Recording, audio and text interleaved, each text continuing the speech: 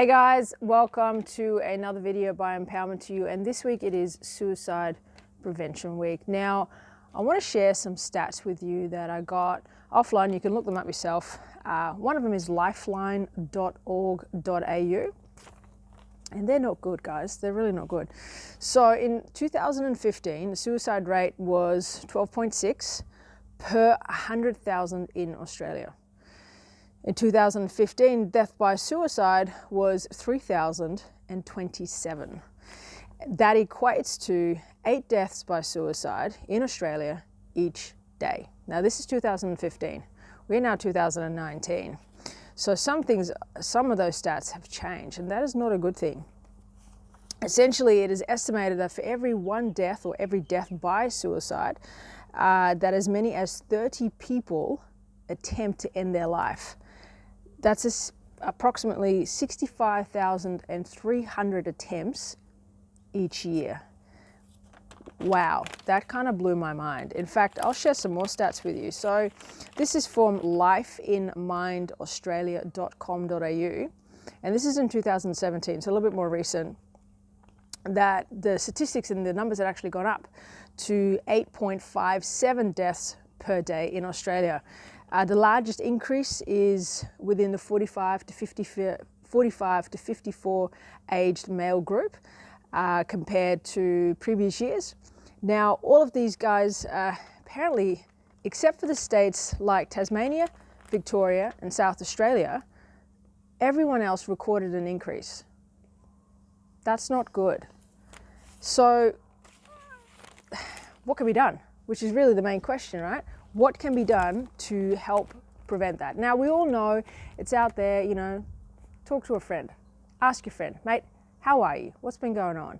Are you doing okay? Show some interest, right? A little bit of empathy would go a really, really long way. But even before that, maybe some things to consider. Now, you don't just get into a state where you want to potentially take your own life. That doesn't happen overnight. It's usually a gradual thing, usually. Now, if that's the case, then that means that there's a particular state that's attached to that. So you feel, usually before that, depressed or some variation of that.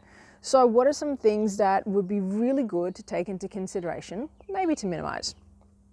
Things like any kind of instant gratification, dopamine dependent stimulation, such as your phone, your tablets, scrolling Facebook for hours on Instagram, checking all the likes, are you liked? No, all of that, guys. What it does, it gives you an instant hit of dopamine, but it's not satisfying. You didn't do anything to earn that, right? It just comes up and then comes back down. Now, the other thing that it does is the more time you spend behind the screen, it starts to disrupt your sleeping patterns, your brain patterns, and one of those things is that the moment your sleep is affected in a negative way and you get your sleep deprived, you start to form and produce a lot more cortisol. Cortisol is the stress hormone. So now we are in a cycle where we're not sleeping very well, so we're producing more stress hormone. That typically means that the adrenaline levels start going out of whack as well. And all of that has a negative effect on our humor, our presence, how we feel, how we can think, clarity of thought, not clarity of thought, all of those things combined. So what are some things to maybe consider and actually do more of? Of course, exercise. Guys, exercise is the easiest way to naturally get endorphins going, your dopamine going, and you know what? Doing something nice and doing something good for other people, you boost your serotonin levels. You feel good by doing those things. Obviously, proper sleep would be highly recommended. We want to minimize the cortisol. Any kind of outdoors activity. Right now, I'm standing outside. This is one of the views that I get to look at on a daily basis. I have nothing with horses, but you know what? It's quite nice looking at that. It's the space, it's openness, it's nature. What's not to like? Now, the other thing is, guys, to remember is the moment your nervous system is out of whack, that means that there's an imbalance in your, what they call your sympathetic nervous system, which is S for stress, and your parasympathetic nervous system, P for peace, which means we're way more in the fight or flight part rather than the rest and digest, which is good. Both are good. One of them is not necessarily better than the other. We both need them, but too much of one is not good. So we need a bit more of a balance. So maybe spend some time with animals if you have them, or know someone that's got a dog, a cat, or a bunny or some sorts, or horses, something down those lines. And of course, guys, of course, talk to your GP if you need to, or a counselor or a psychologist if needs be.